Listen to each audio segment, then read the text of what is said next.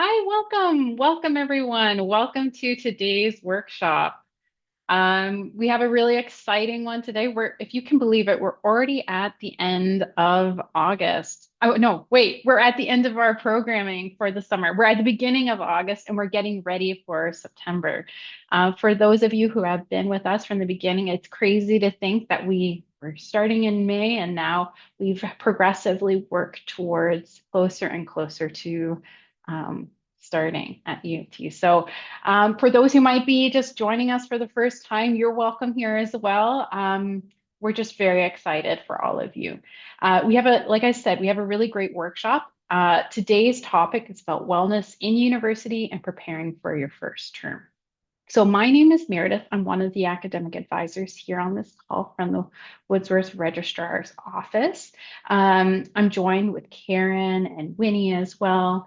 But we also have some excellent guests. I have Amanda, who is assistant to the dean, who works in community development and student wellness within the Office of the Dean of Students. And then we're also going to hear from some people to talk about generative AI. So we have a very full session today. How today is going to run is that we're going to start with having Amanda talk with us about wellness in university. I'm going to step in just to share some things from an academic advisor point of view that might be helpful to prepare for first term. And then we're going to switch to the generative AI conversation. And as always, we always end with a Q&A session. These are really nice to stick around, mostly because especially like we're entering some new territory here. We're learning all about university. You might have questions, and it's nice to just hear what other people are asking. So it is super helpful. So we're gonna make sure we have a moment for all of that. The other thing I like to do before we start these sessions is I like to remind everyone that we have the Welcome to Wordsworth site. This is a really excellent place. You enter it by going to q.utoronto.ca. All of you have already been added to this. Basically, all the information that we feel that would be really helpful for you is separated into different modules. Today, we're going to be talking, like there's so much. There's things about the degree requirements, how to choose courses, but we've kind of already gone through all of that. But now we're starting to talk about Module 8, specifically about resources and support, and then also Module 9, preparing for your first term. So there's going to be some really excellent resources that we're going to refer to here. The other thing in this place is the summer to-do list. So within the summer to-do list, we've there's a lot to know, but there's also there's quite a few things that you need to complete in preparing for September. So right now we're in August, and as you may know, right at the top here, we have a really important task, which is paying or deferring your fees by August 12th. So we are getting quite close to that. If this sounds unfamiliar or if it's a surprise to you, please get in touch with our office. We're at I'll share actually, you might be able to see www.registrar@utoronto.ca. It's right at the end, at the bottom of the screen here.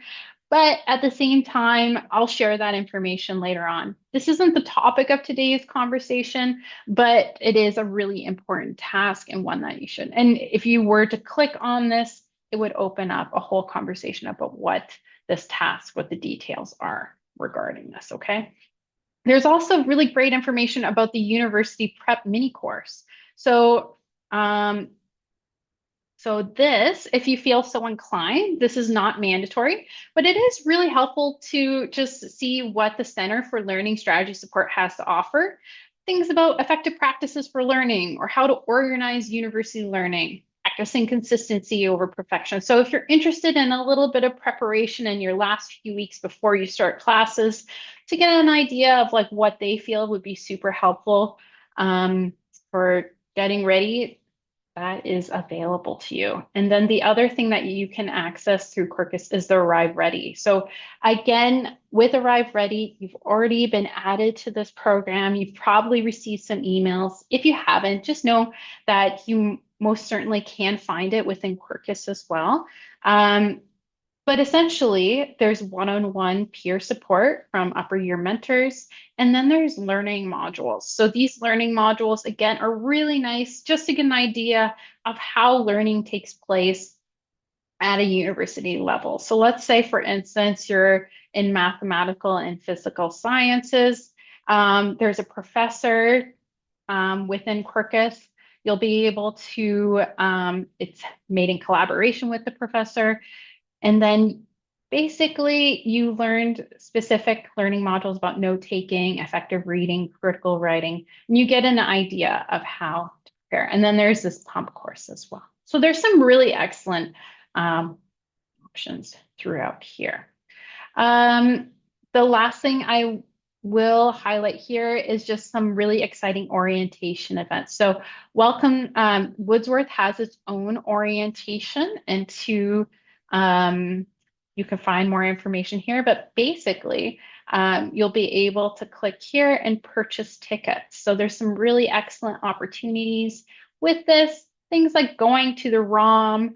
There is a club social, there's a cheer off, there's some fitness workshops. And what's really, when I look at this, what I see is that there's a lot of variety of types of programs for all kinds of people, both low intensity and high intensity, and in collaboration with different parts of the university. So definitely take a look here. And with that in mind, I'm going to pass this along to Amanda. So Amanda, feel free to take it away. Wonderful. Thank you so much, Meredith, for your introduction. I'm going to share screen now.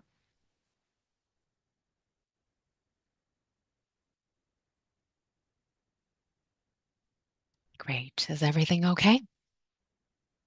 Everything's great. Yeah. Perfect.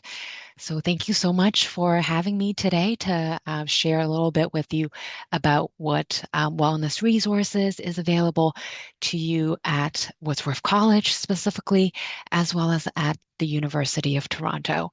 On behalf of the Office of the Dean of Students, I would like to extend a warm welcome to you, and I really look forward to sharing a little bit more with you today. So that is me. That is my Bitmoji representation. My name is Amanda. I do have a background in social work. I've worked in a number of different settings before coming to U of T, like with family medicine. I've done, college and university, community mental health, as well as some stuff with the government.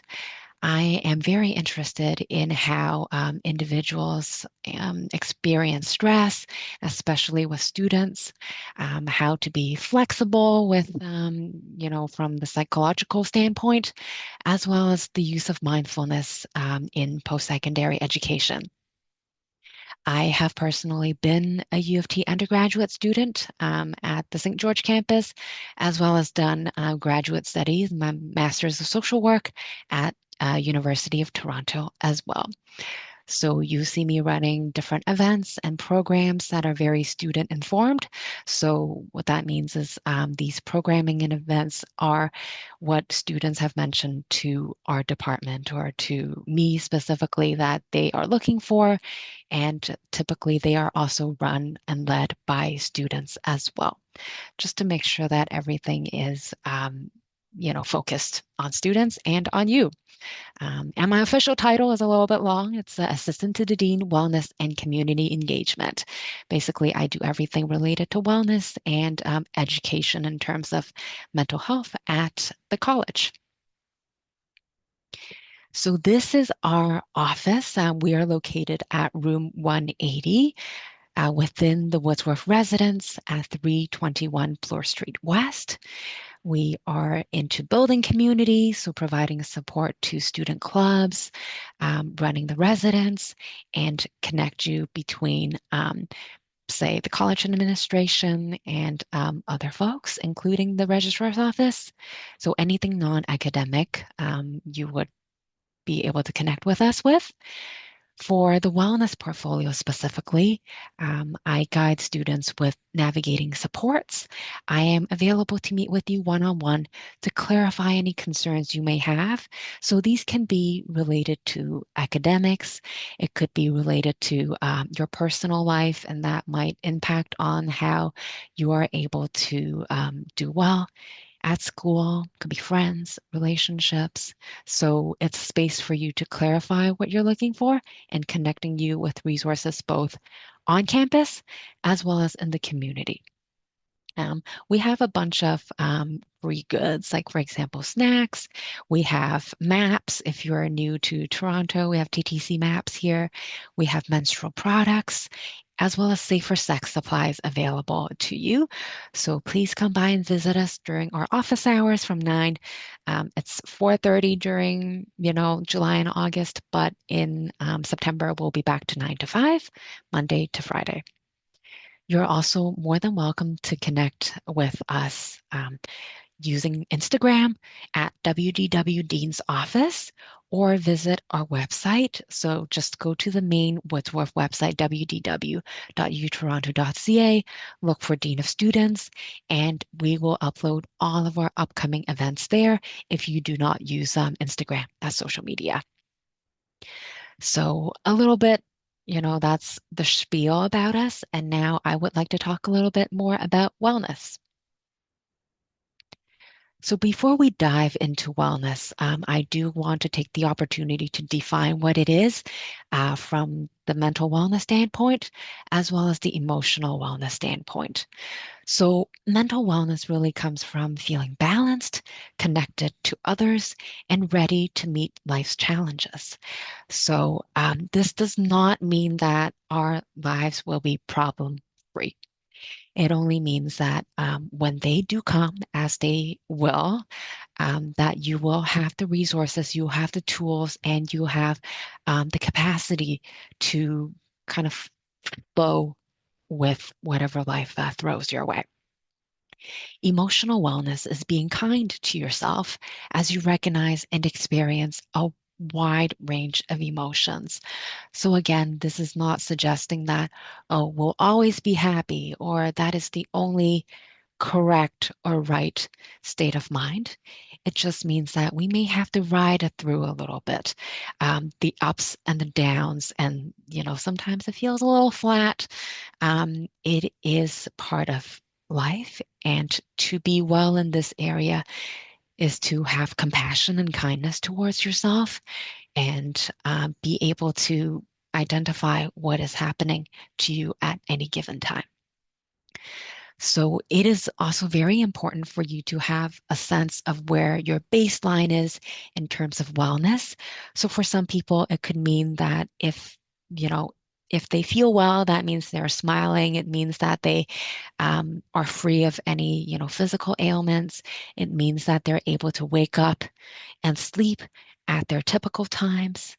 For some people, it could just mean, oh, if I am able to get up and maybe go through like a chapter of my readings, that is wellness. So the sense of wellness is very personal. Just like how, I have the illustration of the battery here. Some people need their phone to be charged at 100% to feel comfortable. Some people may chronically have their phone at 50%, and maybe that's healthier for their phone battery, and they're very comfortable with that. So only you would know what feels comfortable for you. So we can go from there, starting with your baseline and having that better picture of what wellness looks like for you as you enter university. So, because university does come with its own set of very unique challenges.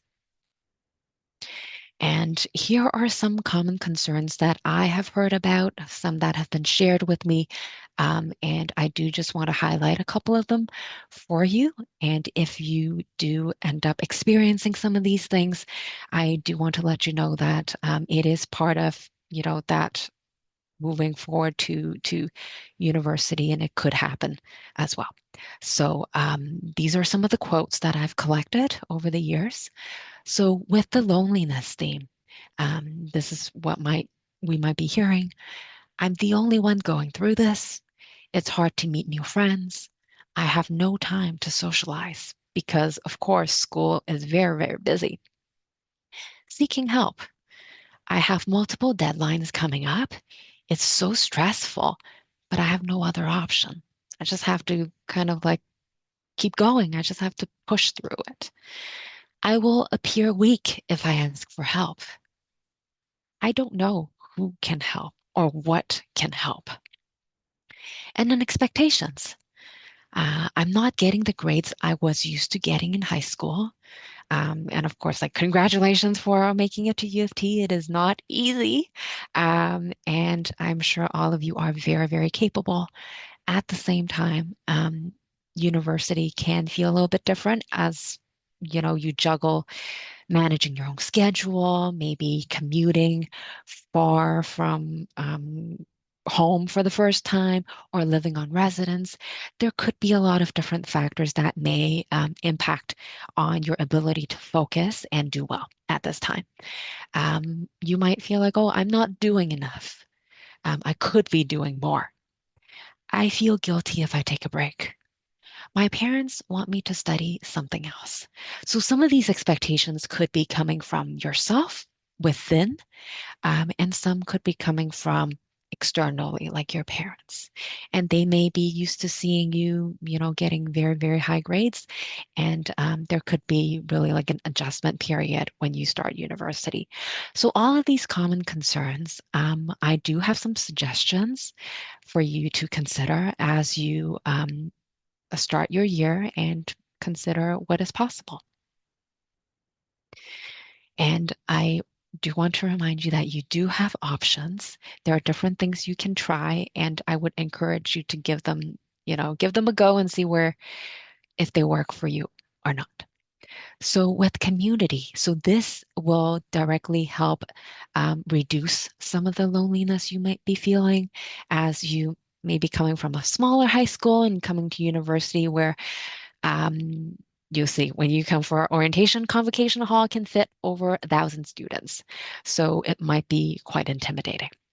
I want to remind you that Office of the Dean of Students, we have free student-led events designed to offer a very low stakes, low key way to meet new friends.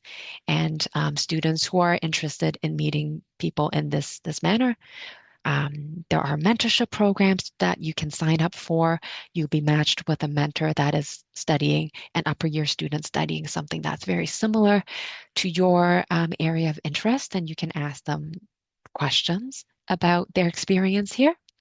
You can also consider being a part of our student government, Woodsworth College Students Association. They are, again, a group of students who are very passionate about building community at Woodsworth and at our college. And they actually lead the Woodsworth orientation. So if you join orientation, you'll see a lot of them there. Supports. So this goes to like, oh, I'm not sure if I can or should ask for help. I want to let you know that there are so many supports available at U of T. And I do want to emphasize that every door is open. The registrar's office is some of the kindest people you will meet at Woodsworth College, and I would say at U of T, as well as the dean's office. If you're not sure where to start, you are always welcome to send me an email, have a chat with me, and if you're juggling with multiple things that could be priorities, we can talk about what your options are, and I will support you in finding those connections. As well as communication when there are these expectations, whether if they're within you or external to you, being able to communicate these things is very important. So understand what these expectations are and try to align opportunities with your own goals and aspirations. So making sure that, oh, like even if this might not be exactly what I'm looking for when I'm studying, and I might not have as much of a choice in that matter, finding those, silver lining, um, and making sure that, you know yourself and what you're looking for. Self-talk is also very important. Be sure to check in with yourself and not only listen to the negative self-talk. Um, because the negative self-talk usually is the loudest, and we may have to pick out the, maybe it's not always going to be so difficult. Remember about the times when you have been successful or when you thought things were going to be really bad, but it turns out to be a-okay. So remind yourself that there could be, exceptions to the rules. And also, please talk to someone you trust. And it could be someone from the dean's office, from the registrar's office, could be a friend, it could be a mentor, it could be a family member that you feel comfortable with. But don't only keep that to yourself. Make that known to somebody so you're not struggling on your own. All right, so some fun, exciting offerings that we have delivered at the Dean's office in the past. We have offered a self-care certificate. We offered drop-ins to learn a little bit more about mindfulness. We have some Lego building sessions. We have excursions to farmers market, cooking sessions. And yes, you do get to eat the food afterwards. Because if you live on residence here, you will have to start using the kitchen. It adds up if you continue to buy takeout. So we will show you how to, start from scratch, where to buy the groceries and all that good stuff, as well as pet therapy. We do have pet therapy around the most stressful time of year, typically around midterm and finals. So stay tuned for that. To ensure you don't miss any of our programming, follow us on Instagram or check out our website. A little bit more about the skills certificate. You might see this circular logo around. This is called the co-curricular record. So this co-curricular record is basically a document that captures all of the co-curricular activities that you participate in. So be on the lookout for them. It looks good when you're applying for employment, part-time jobs, things like that. You can say, oh, I've collected these experiences throughout my time at U of T. So for example, this one, it teaches you self-care skills and you get a chance to, practice it when you come to our wellness workshops, come to our events, and things like that. So we'll likely run this again in the winter time, so please stay tuned. A quick snapshot of what wellness, so this portfolio, the programming that we can offer. So we do have one-on-one wellness meetings. You can meet me virtually or in person. It is a safe, non-judgmental space where you have the opportunity to speak your mind, clarify your concerns, and be connected to health and mental health resources. And we do offer wellness weekly drop-ins. We haven't determined a theme for this year yet, but be on the lookout. It's usually related to art, related to mindfulness, gaming communities. It's a way for you to connect with other students in a very, very low-key way.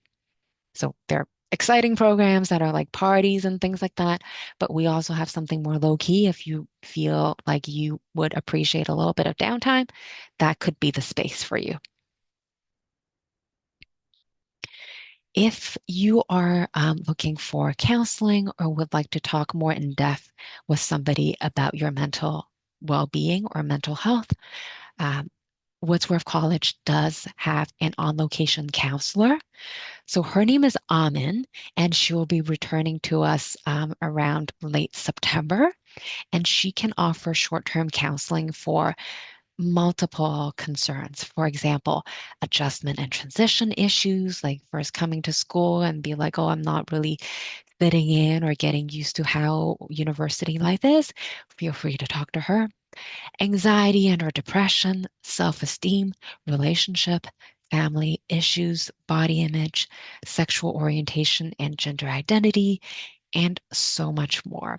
So short-term counseling, the beautiful thing about this is that if you call them in the morning and have your file set up, chances are you will be able to talk with somebody in the afternoon.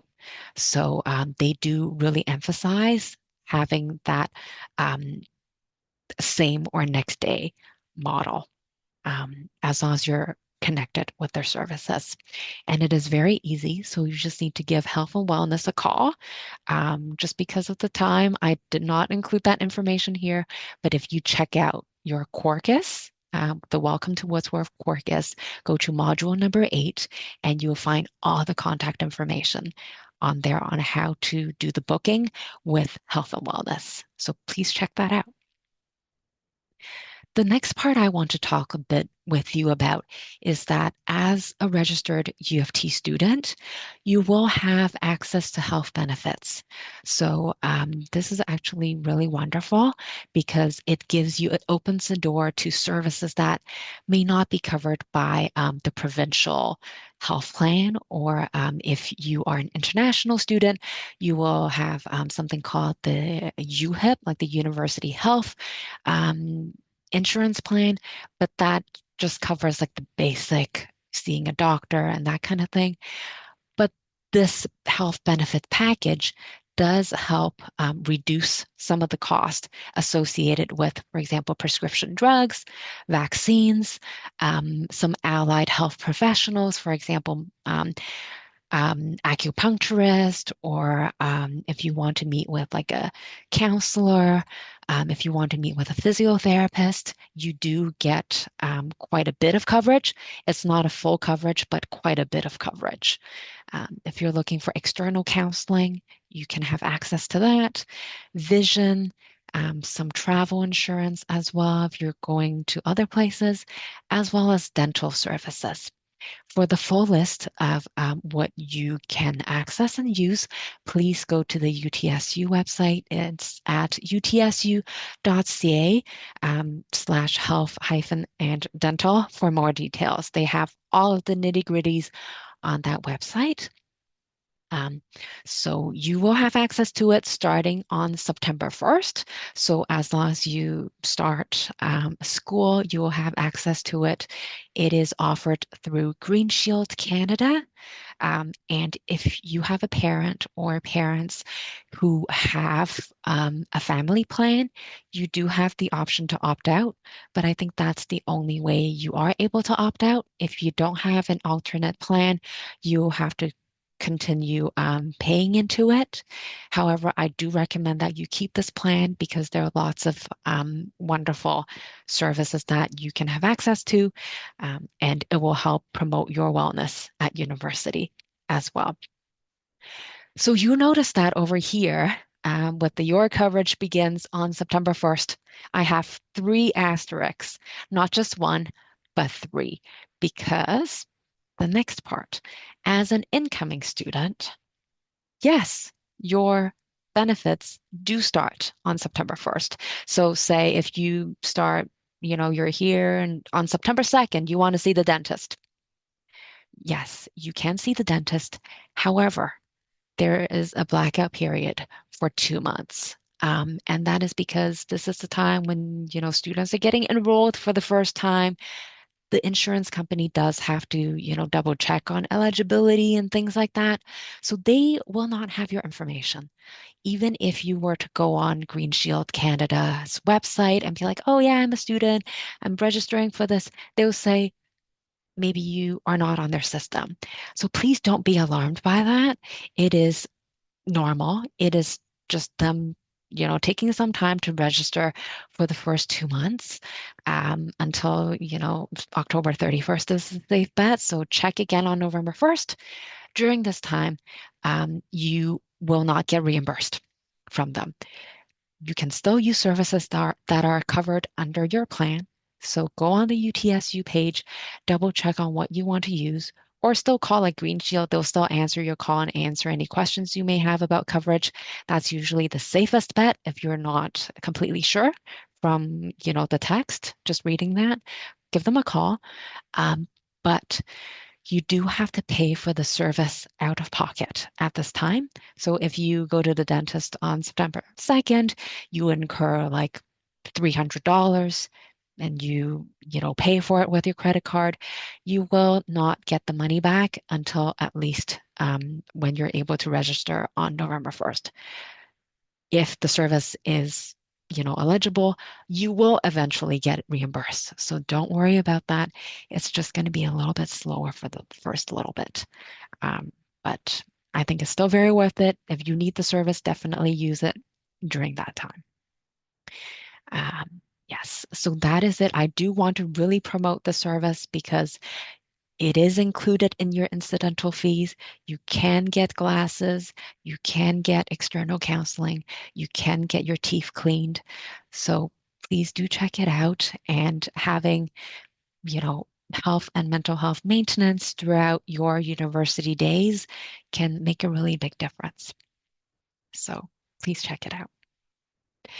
And if you want to learn more, I have compiled a number of resources on our Quercus page. Welcome to Woodsworth on Module 8, specifically for physical health and mental health. And on there, I also talk about Discovery Pharmacy and how you can have your prescription filled in that way as well. So please visit.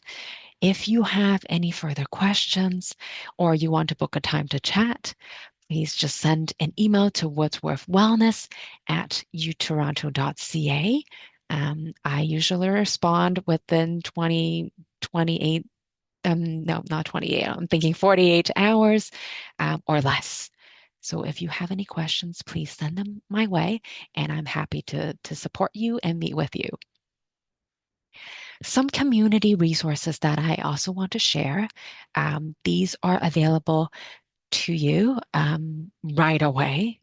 If you would like to have someone to speak with, Good to Talk provides free confidential mental health phone support 24/7 for post-secondary students. If you're international and you will be studying in Ontario, you can use the service. So give them a call. You can text or you can go on their website for more information. One very wonderful thing about the service is if you're international and you go home or you go back to where you're from, like for the summer, and you are feeling like you need someone to speak with while you're abroad, just call this toll-free number and they will still continue to be able to support you. They also offer their services by qualified counselors in a lot of different languages. So if you feel more comfortable speaking another language, you can certainly access them for that. WhatsApp Walk-In is another service that is available to you.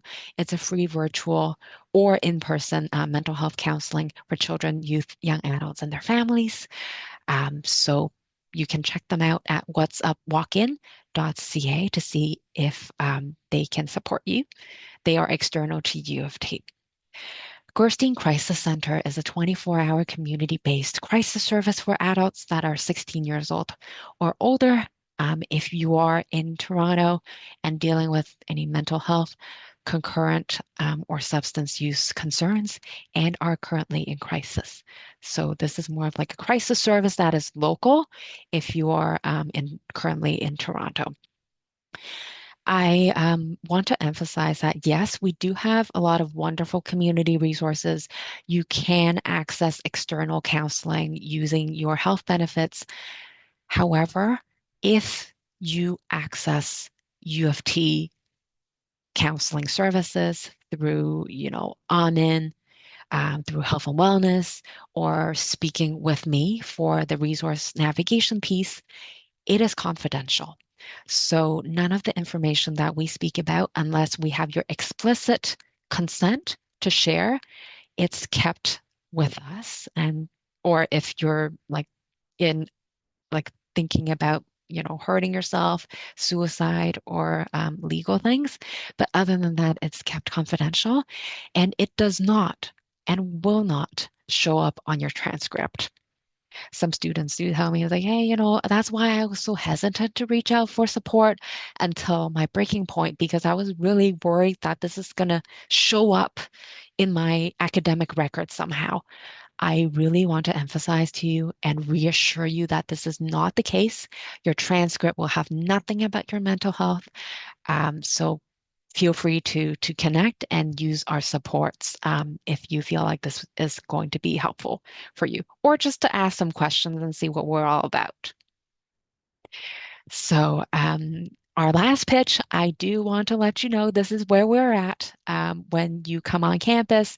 This on the left, room 180, we are located within the residence building. There's our Dean of Students, Lisa. There's me, the wellness person. There's access, that's Kim. And also, we have an accessibility advisor. If you have accommodations, she can support you with that. And then just next door, the second half of our office is at 123 St. George Street. We have our assistant to the dean, student life and equity, on a location counselor. So that's where Amin's office is. We have an Indigenous initiative and community engagement coordinator. And we also have a student life and success coordinator. So we have a lot of staff members that are here to support you. We look forward to meeting you and we look forward to connecting either virtually. You can email me, you can follow us on Instagram. So there are many, many ways to get in touch. And please, come by, stop by our office and say hi and be like, hey, I remember you from that presentation, and I'm really excited to see what you can offer the university experience. So that is about it from my end, and I will pass it over to Meredith. If you have any further questions at the end of our session today, I will still be around to answer your questions. Thank you. Thank you so much, Amanda. I'll just echo kind of what Amanda has said. Like, everyone here is super friendly. All doors are open. I trust that, like, if you want to say hi to Amanda, if you want to say hi to me, if you see any of us on campus, just know we do like chatting with you. So, and you should always feel comfortable reaching out to us for anything that you may need. So, thank you so much, Amanda. I know I always learn a little bit more every time I hear from you and whatnot. So, thank you for taking that time. Okay, so now what I'm going to do is I'm going to switch gears a little bit and I'm going to talk a little bit about some action items that might be super helpful from an academic point of view. And some of these things you might already be aware of, but still over time, we do find that it can be surprising that some students may not necessarily know these few steps. So first thing that I think in the first few days of classes, is go through the course outline. So the course outline is super important because this is a document that your instructor will share with you and most likely go over with you in the first class. Now, the course outline will hold really important information like how to get in touch with the instructor. Are there TAs? What are the office hours for going to, like, you can go to an instructor's office hours for clarity around course material or about an assignment. There'll be information about academic integrity, the grade breakdown, like how much is each assignment worth, but also like when are they due? Additionally, there'll be some information about generative AI, how to use Gen AI in your course. All of that will be in the course outline, so it's super helpful. Another thing that I recommend is take a moment to map out your assignments when they're due. The benefit to this, if you actually do it on a calendar, whether or not it's electronic or not, whatever works best for you, is that it gives you a nice layout of when things are due and when the busy times are. So you might notice the first few weeks are maybe centered around readings and smaller assignments, maybe in-class things. But it might be a little quieter. And then as soon as you start getting into weeks 4, 5, and 6, we start getting into midterm season. And so it's quite typical that you're going to have multiple assignments due in 1 week and sometimes even on the same day. So it's helpful to know ahead of time when those busy times are so that you can maybe start preparing 2 weeks or whatnot, whatever works best for you about how to prepare for those busy times. The other thing I say on the third thing is why not visit an instructor during the office hour? Over and over again, I hear instructors saying that they're surprised that students don't join during the office hours, and it's understandable. Like, this might be the first time that there are office hours, or you may not know the etiquette or whatnot. Office hours, again, are a really good way just to know to gain clarity on assignments or clarity on the class. And so, what I would probably challenge you to do is try to get into the practice of going. Maybe make it a goal of yours to go and visit an instructor during an office hour. To help you with that, I want to share something in our Welcome to Woodsworth. We actually have some really great information here. One is on emailing profs, TAs, and administrative staff. So again, this might be the first time. There's certain ways to go about it. Like for instance, you should always use your UToronto email address. There are certain things that might be helpful when talking to professors. And so there's a whole tip here on how to talk to professors. So I'll quickly add that into the chat so that you have access to this article.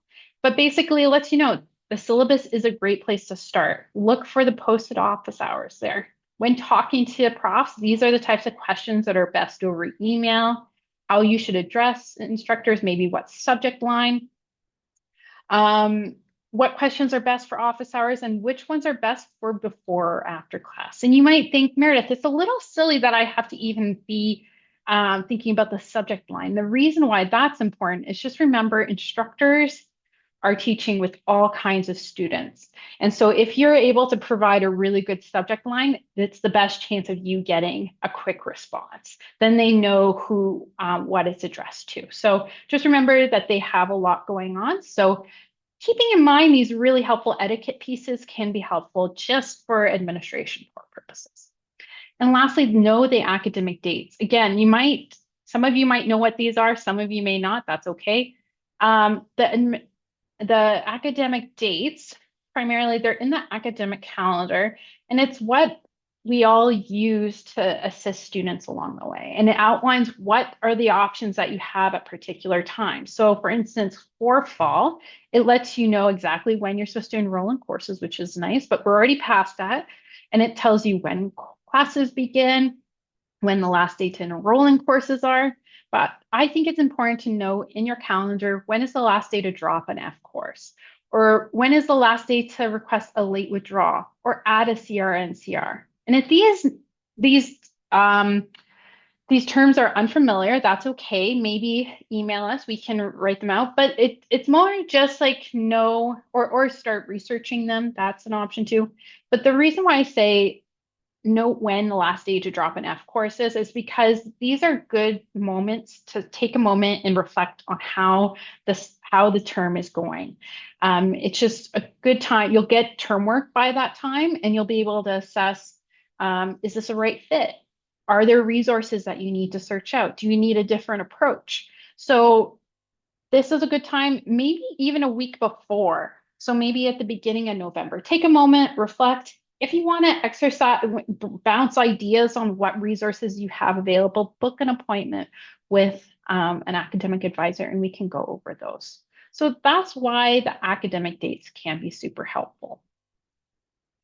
I think Amanda went over some really wonderful things about wellness. And I think exercising any kind of wellness through her is an excellent action item if that's something you need throughout the term.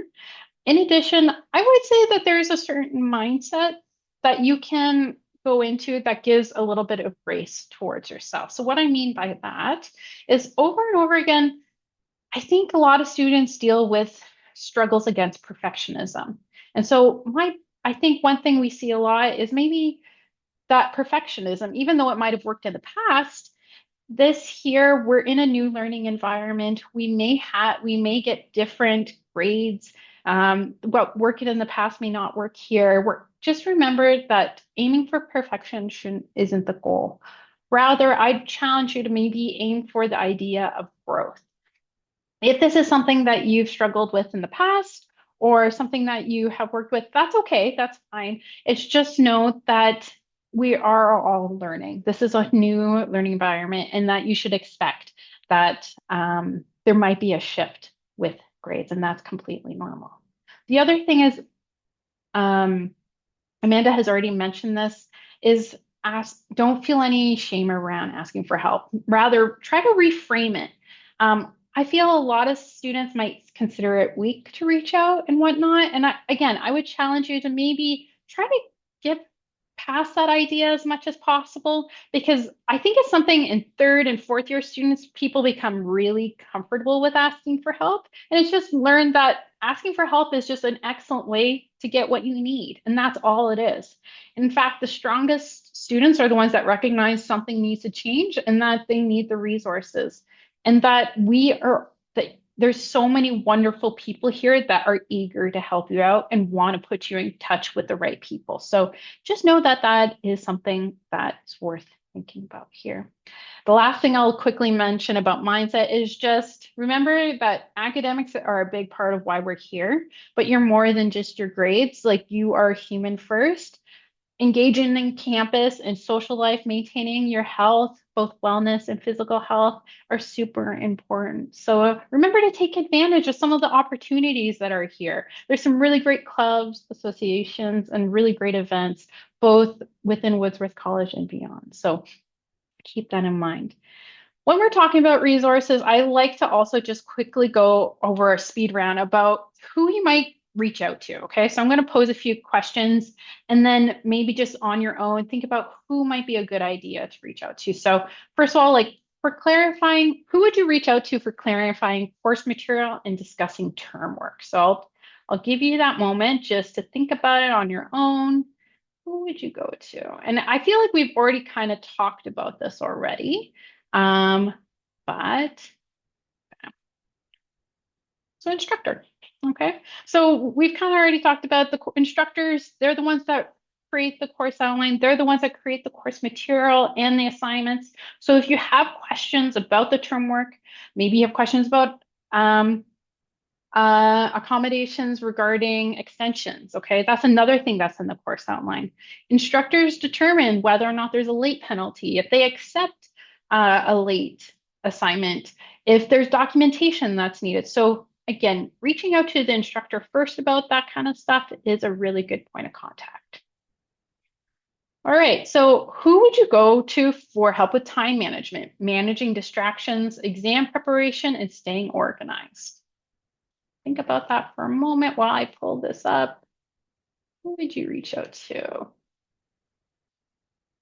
So this one's a little tricky because maybe in the past, whether it's high school or maybe it's at another learning, the instructor might have been a good person to reach out to. Like in high school, oftentimes teachers might help with how to study for exams or how to write essays or whatnot, how to stay organized. But here, the instructors are actually purely about teaching the course material. Some of them might be able to give a little bit of help here and there, but that's not the nature of their job. Rather, the people that you would go to is a learning strategist. So, learning strategists, I'll share this in the chat as well. The learning strategists are people who you can make appointments with. In fact, some students, I find that midterms tend to be a really busy time for them. I mean, that's fine. Yeah, reach out to them but it might be helpful to start reaching out to them when you start the exam preparation, maybe like 2 weeks prior or whatnot, maybe at the beginning of term. Remember, we're all learning how to learn in this environment. It's completely normal. So if you feel like you would benefit from connecting with a learning strategist, know that they're there. They're there for developing new strategies, how to it's interesting. I heard once that it's not about necessarily poor time management, but rather about managing your distractions. We have all kinds of distractions in front of us. And so they are able to give some feedback and some tidbit of information with that. All right. So who would you go to for improving writing skills to boost this GPA? So you might be curious, okay, how does improving my writing skills boost my GPA? The reason why I bring this up is because if you're in humanities or social sciences, you'll notice that a lot of your assignments are based in writing essays. And so if it's based in writing essays, that means getting your thoughts across is really important. And so having really high writing skills is the easiest way to boost your GPA in that case. So the writing center would be where you would go. And again, I feel like with the Writing Center, let me see if I can find the Writing Center information. The Writing Center might be one of those places where, um, so Woodsworth has its own Writing Center that you can go to.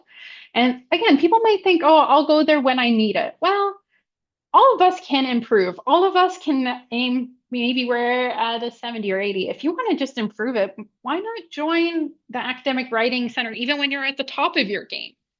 They're there to help coach you, prompt you with refining and clarifying your thinking. Um, Basically, they have a lot of key skills. So they offer both in-person, online, and EAT tutoring. Okay, so I'll share this screen as well. Um, while we're here, I'll also highlight we have a math center. So if you're taking one of the math courses, just know it is a really tough course. The easiest way to do well is just keep practicing. But if you need one-on-one support, we do have, as you can see, it still has older dates, but there will be in-person and online hours, and you can search it with this. I use the link of the Writing Center as well. So I'll skip over that one. Math Center, we already went through.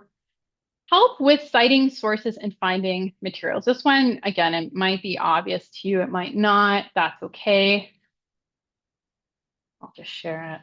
Library services. I think it's one of those things where, so again, I'll bring up the course outline again. The course outline will determine how the instructor wants you to cite sources. Is it MLA, APA? So library source services will definitely help you with creating your bibliography. Part of what makes a really good paper or what makes a really good assignment is having really good resources. And something I think students may not know is that you can actually book a research consultation with an instructor. Again, finding really good resources is a skill of its own. So if you want to find really good, you can book a research consultation. They'll be able to teach you some really good things, but you can also email and chat with them. And I have one last question before we move on. Um, and again, who would you reach out to for course planning and support when the academic plan needs adjusting? So an example might be maybe you're midway through um, your term, and this one course is really just not going the way you thought. Maybe you're thinking about dropping a course, maybe you're not. Maybe you just need to brainstorm who you can go to. What I would probably recommend, that's a point where well, there's multiple reasons why you can book an appointment with an academic advisor, but this is a really good time when you can meet with an academic advisor and we can work through those things. Some things maybe you want to drop a course, but it might impact programs or something. These are things we can just explore and see what the options are. You don't necessarily need to even do what we suggest, but just knowing more information is really helpful. All right. So that comes to the end of what I'm going to talk about. Now we have some really good, wonderful people who are going to talk about generative AI.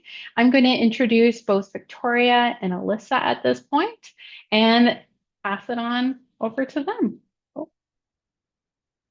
oh, stop sharing. Okay. Just see. So, hi everyone. I'm Alyssa. I'm here with Victoria, and I'm just going to get my screen ready to share. So just give me 2 seconds here.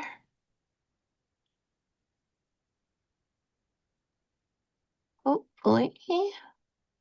Brilliant. We can see it. Okay, perfect. So we are here to talk to you about appropriate use of generative AI at U of T.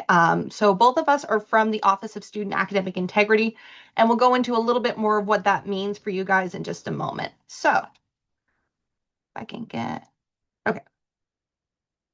I'm not used to setup like this, using a different platform. So this is just a brief agenda of what we're going to go over today. Basically, what is SCI, Student Academic Integrity? The code. What is GenAI? Is using GenAI an offense? Inappropriate uses of GenAI? Hallucination and concoction. If you don't know what concoction means now, you'll know by the end of this presentation. Some appropriate uses of GenAI, and then just a couple of resources that we're going to share with you. So what's SCI? and why you mostly don't want to hear from us again. So, SCI is short form for Student Academic Integrity. So this is the Office of Student of Academic Integrity with the Faculty of Arts and Science. So our team, we promote and educate on academic integrity. We also consult with the overarching Faculty of Arts and Science community on issues of academic misconduct. And we also investigate academic offenses, allegations, and facilitate student meetings using the code framework. So the majority of our work revolves around that last point. As said previously, you likely don't want to see us again because the most likely place you'd see us is at a dean's designate meeting if you committed an academic offense. And what is an academic offense? Well, that's why the code is important. So this is something you're all going to want to get familiar with as a student at U of T. So the code I'm referring to in this case is the Code of Behavior on Academic Matters. The code governs all instances of academic misconduct across the University of Toronto, all campuses, all faculties, all students, staff, and instructors. So while we're with the Faculty of Arts and Science, this code is overarching across U of T, and each division would have its own unit for academic integrity. So what is academic misconduct? Some of the most frequent examples I would say we see failing to appropriate cite sources. So that would be plagiarism. You write a paper, you put a whole bunch of information in, but you forget to cite it or you cite it wrong. So that would be failure to appropriately cite information. Submitting somebody else's work as your own. Not very common, but it has happened. Having a cell phone in your pocket during a test or exam. This is on or off. Big no-no. And then as well, another example is using a fake or forged medical form. That one as well, you don't want to do that. In total, there's quite a few long list of basically examples that you can see. We do have a link down here, and I will include it at the end for you, Meredith, and Meredith can share it with everybody. Really good to read over. It's a long read. It's a bit intimidating, but it's better to read it ahead of time than have to read it after the fact. So, getting into why we're here. In the last year, 2 years, few years, we've seen a rise of GenAI use and increases in academic offenses. So while GenAI tools can serve as a helpful support to your university education, it's crucial that you learn GenAI best practices to avoid crossing the line into academic misconduct. So as a reminder, academic misconduct is any behavior, intentional or otherwise, that gives a student unearned or unfair advantage in academic work over other students. This could range from having a calculator with a prohibited advanced function at a final exam to reusing a paper you previously submitted in another course for credit.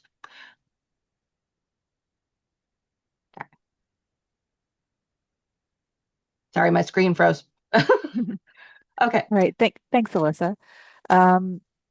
So what's important to know when we use the words Gen AI, what is it we're talking about? So Gen AI, as it's commonly used these days, refers to a form of technology that uses machine learning techniques to generate content like text, images, code, and music based on user input. You're probably most familiar with generative AI through popular tools like ChatGPT, and a couple of other platforms we see pretty commonly here at the university are Quillbot and Grammarly. So advances in what we consider Gen AI have been significant since 2022, and it's being built into more systems. You may have apps on your phone or computer that you see now incorporate what they're calling AI technology that didn't have it before, and that only seems to be growing. So University of Toronto, as an institution on the forefront of all kinds of research, is watching the development of artificial intelligence very closely. We recently put up an AI task force. And within that, the university recognizes AI's transformative capabilities, but also the associated risks for our institution and our society. And also, we're going to talk right now about the associated risks for you as a student. So is the use of GenAI an offense? under the aforementioned code? There are going to be a couple of answers to this, which is frustrating, but I hope when you come to U of T, you'll be able to apply this nuance to each of your individual circumstances. So the first answer I'm going to give you is yes, but not explicitly. So the use of GenAI in an assignment submitted for credit may be considered an academic offense.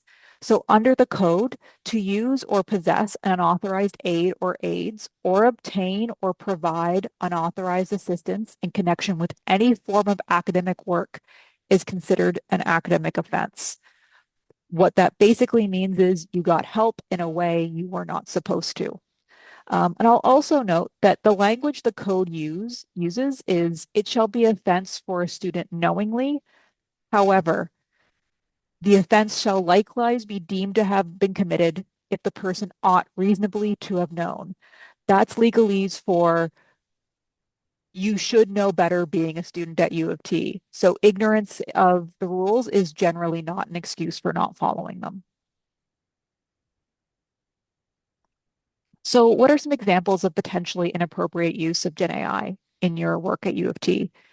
It might be using ChatGPT to complete your essay. This ranges from literally just putting the assignment instructions into ChatGPT and getting them to create output for you to submit. That is inappropriate. In some courses, even putting in sort of a broad outline that you yourself developed and asking it to write a paper based on that is still considered an academic offense, because when instructors are asking you to complete certain tasks, usually what they're seeking is for you to learn something through completing that task. So to bypass that by asking a GenAI text generating platform to do that would be considered inappropriate. So looking up answers to a test using an AI platform, we have seen students smuggle phones into exams in order to put their exam through ChatGPT or Gemini, for example. And that becomes even a larger issue because not only are you not applying your own knowledge and work to an exam or test, but you are inputting intellectual property of the university or the instructor into a third-party system for which we have no control over the data. So there are layers of concern in an offense like that. And then finally, what may seem pretty not necessarily a huge issue to you, using AI, the AI rewrite function in Grammarly to edit your essay. So historically, Grammarly has been limited to sort of grammar and spelling, maybe wording choices, suggestions. At this point, Grammarly is billing itself as an AI writing assistant, which means it goes above and beyond what it used to do. Its functions may be inappropriate for your work. So overall, what the university says is that we expect students to complete your own work without any outside assistance from another person, tutor, or technology tool unless otherwise specified by your instructor.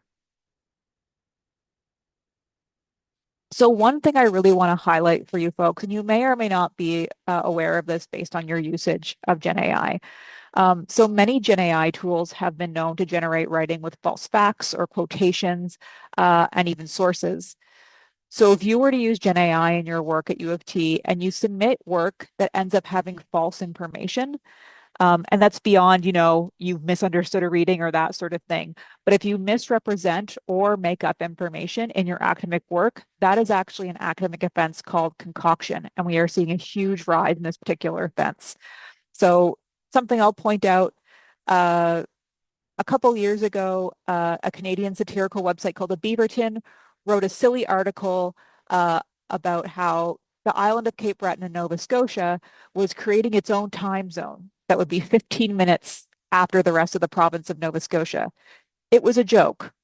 However, recently, if you went into Google and put in Cape Breton time zone, the answer you would get would be from that satirical article. So the AI platforms are not able to verify what is truth and what is fiction. So when we're going to talk about our large language models and truthfulness. So ChatGPT and other Gen AI tools that you may be familiar with using are large language models. And to be, use the most basic layman's language, it's essentially a word predicting machine. It picks what word is most likely to occur next. So the example that we have here are three sentences. King Charles was born in dot, dot, dot, and 3 years have been provided, 1944, 49, and 45. So if you are not extraordinarily familiar with the birth dates of the British monarchy, you probably don't know this date off the top of your head. In fact, none of those sentences are true, but they all sound like they could be. Essentially, what ChatGPT and its similar tools do is they pick words that are most likely to occur next. So it's not necessarily drawing from true information. So that is something to keep in mind if you're using it in any capacity, that as a student, especially as a new student who's arriving to a discipline, you may not yet have the skills and the wisdom to be able to decipher what is true information and what is fake information. So I would caution you to be very careful when you use ChatGPT for research purposes and other similar tools like Gemini or Perplexity. So, after going all that, can you use GenAI at all at U of T? Yes and no. So, as the post-secondary world has evolved, more instructors are incorporating GenAI into their classrooms.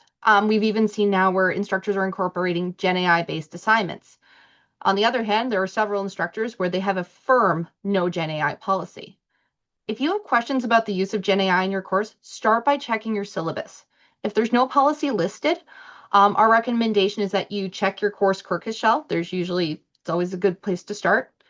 Asking your instructor or TA what the course policy is on GenAI, and checking your assignment instructions. So there may not be a policy on GenAI use in your syllabus, but there may be one within your assignment instructions. So always read your assignment instructions thoroughly. If GenAI isn't mentioned in the syllabus, it doesn't necessarily mean it's allowed. We're highlighting this for a reason. By default, if there is no GenAI statement in the syllabus, the use of GenAI is not permitted. Always ask your teaching team what kind of tools are appropriate supports in creating your assignments. So your teaching team can include, and I believe that Meredith was going over this previously, especially with these large 100 level courses where there's multiple instructors, TAs and course coordinators, just depending on which course it is. Asking your instructor at office hours is a great place to check. Ask your TA during a tutorial. Even using the designated course email. So always check your syllabus for what email to use. Do not assume you can email through Quercus. Your email may go somewhere and never be seen again. So what can you use GenAI for safely? GenAI should be a tool to support your learning, but not an option to replace it. You're here at U of T to engage with new topics, new skills, and new ways of thinking. GenAI can be a partner in this experience, but you want to be careful not to replace this acquisition of important skills with the work of machine learning.